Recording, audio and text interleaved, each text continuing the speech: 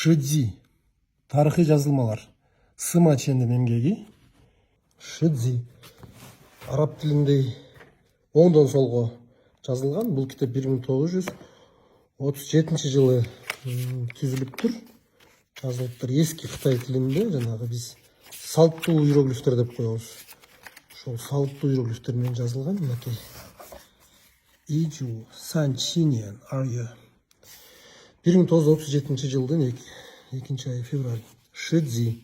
Тарихи жазмалар. Мына 1034 бет. Шидзи Лежуан Уши. Ши. Тарихи жазмалар, баяндамалар. 50 бөлүм. 50 бөлүмдүн 11 бөлүкчөсү. Ушул жерде абдан маанилүү кабар жатат. Биз Кыргыз мамлекеттүүлүгүнүн 2200 жылдыгын белгилегенге себеп болгон, ошого негиз болгон эң негизги тарыхый маалымдама же болбосо тарыхый кабар, маалымат ушул жерде турат. Эң кыскача муну бир которуп берсек.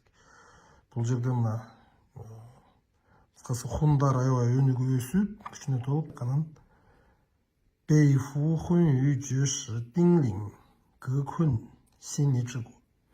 Түндүктө ошо хундар өзүнүн түндүк жагында хун үйлөрдүн, күйөшөлардын, диңлиңдердин, кыргыздардын жана синнилердин мамлекеттерин, өлкөлөрүн өзүнө багындырды деп атат. Дал ушул кабар 201 жыл, биздин заманга чейинки 201 жыл жөнүндө болуп атат азыр сөз. Анан биздин мамлекеттүүлүктүн жанагы тарыхы аябай тереңдигине күбө болгон,